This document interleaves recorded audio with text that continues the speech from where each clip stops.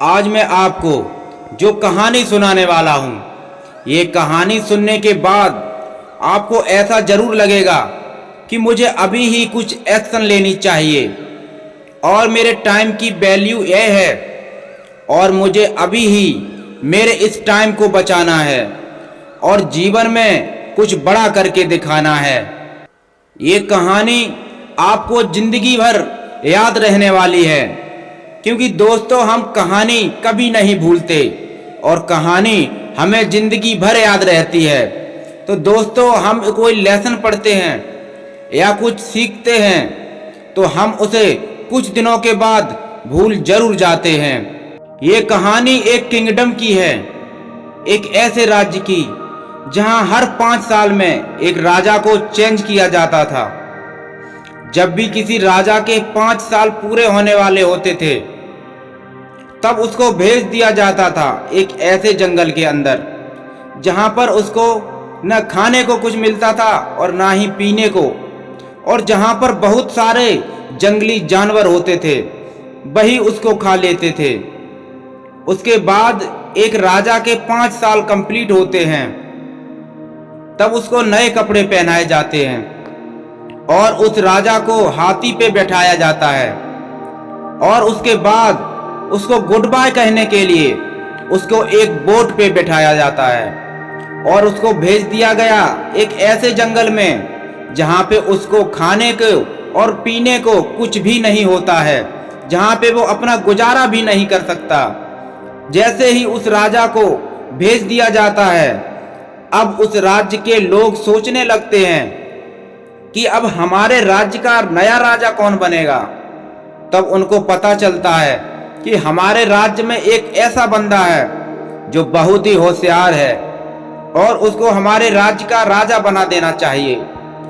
जैसे ही राज्य के सभी लोग उसके पास चले जाते हैं और उस बंदे को रिक्वेस्ट करते हैं कि आप हमारे राज्य के राजा बनोगे क्या, तो वो बंदा मना कर देता है, क्योंकि उसको सारी बातें बताई जाती हैं कि जब भी हमारे राज्य में किसी राजा के 5 साल पूरे हो जाते हैं तो उस राजा को एक ऐसी जगह पर भेज दिया जाता है जहां पर उस राजा को जानवर ही खा लेते हैं और वहां पर जीवन नहीं है। तब उस जगह के लोगों ने उनको बोला कि प्लीज आप हमारे राज्य के राजा जरूर बनिए, क्योंकि आप बहुत होशियार और चालाक भी हो और आप अच्छे तरीके से हमारे राज्य को चला भी सकते हो। सभी की रिक्वेस्ट के बाद उस इंसान ने बोला ठीक है, मैं आपके राज्य का राजा बनने के लिए तैयार हूँ और मैं इस बात के लिए भी सहमत हूँ कि 5 साल के बाद मुझे एक ऐसी जगह पर भेज दिया जाएगा जहाँ पर कोई जीवन नहीं है। जैसे ही वो इंसान उस राज्य का राजा बन जाता है तब उसके 3 दिन के बाद वो राजा अपने लोगों से पूछता है कि कौन सी वो जगह है जहां पर हर राजा को 5 साल पूरे होने के बाद वहां भेज दिया जाता है। वो नया राजा अपने लोगों के साथ उस जंगल के अंदर विजिट करने देखता है कि कौन सी वो जगह है जहां पर सभी राजाओं को मरने के लिए छोड़ दिया जाता है। उसके साथ ही वो ये भी देखता है कि उस घने जंगल में पिछले बहुत से राजाओं की लाशें भी पड़ी हुई हैं और वो जंगल इतना ज्यादा घना है कि वहां पर बहुत ही अलग अलग तरह के जानवर भी रह रहे होते हैं। उसके बाद उस नए राजा का चलता है दिमाग। वो सब देखने के बाद वो राजा एक गजब का प्लानिंग करता है। वो राजा उस 5 साल में बहुत ही तगड़ी के प्लानिंग करता है। आपको ये सही कुछ सीखना चाहिए। जब राजा देखता है कि ये बहुत ही ज्यादा घना जंगल है और यहाँ पर बहुत जंगली जानवर भी हैं, मेरे 5 साल पूरे होने के बाद मुझे इस जंगल में कतई नहीं जाना है, इसके लिए मुझे कुछ करना होगा। उसके बाद राजा ने दिमाग चलाया। राजा ने पहले ही साल में उस जंगल के सारे पेड़ों और पौधों को कटवा दिया और जंगल के राजा ने वो सारी चीजें हटवा दी जिससे वो जंगल इतना घना लग रहा था, और वहां के सारे जानवरों को भी उसने वहां से हटवा दिया। राजा ने दूसरे साल में ही उस जंगल को और काम किया और उस जगह को ऐसा बनवा दिया कि वो जंगल ना लगे। तीसरी साल में वहां पर एग्रीकल्चर का काम चलाया गया और चौथे साल में वहां पर काफी सारी बिल्डिंग कॉम्प्लेक्स और रोड बनने भी शुरू हो गए। उसी के साथ ही वहां पे लोगों ने काफी सारे घर बनाने भी शुरू कर दिए थे। पांचवें साल में तो वहां पर लोगों का रहने का भी इंतजाम कर दिया गया। इन 5 सालों में ये सारी चीजें करने के साथ ही राजा अपनी सेविंग भी करता था। राजा बहुत कम खर्चे करता था और सेविंग बहुत करता था, ताकि वो पैसे खर्च कर पाए अपनी उस जगह पर जीने के लिए जिस 5 साल से वो तैयार कर रहा था। उसके 5 जैसे ही उस राजा के 5 साल पूरे होने वाले होते हैं, वो अपने राज्य के लोगों को बोलता है कि मेरे 5 साल कंप्लीट होने वाले हैं और मुझे उस जगह भेज दिया जाए जहां पर आप मुझे 5 साल होने के बाद भेजने वाले थे। तब उस राज्य के लोग बोलते हैं कि अभी आपके 5 साल पूरे नहीं हुए हैं और अभी आपके 5 साल पूरे होने में अभी 10 दिन बाकी हैं। राजा को बहुत एक्साइटमेंट हो रही थी, क्योंकि राजा को अपनी उस जगह पर भेज देने वाले थे जहां पर उसने अपने खाने पीने और रहने की तैयारी पिछले 5 साल से करवा रखी थी।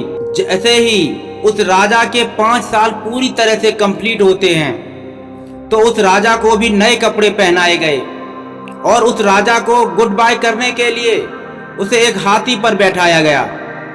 लेकिन उस राज्य के लोगों ने देखा कि राजा तब भी हंस रहा है। पिछले हर साल ऐसा होता था कि जब भी किसी राजा के 5 साल कंप्लीट हो जाते थे तो वे सभी राजा रोते रोते जाते थे, लेकिन ये राजा तो हंसता हुआ जा रहा है।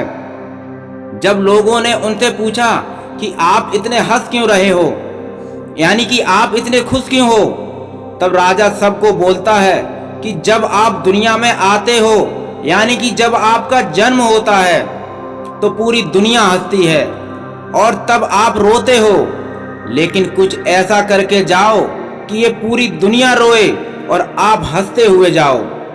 तो दोस्तों, ये लाइन आपने बहुत बार सुनी होगी। इससे बहुत कुछ सीखने को मिलता है।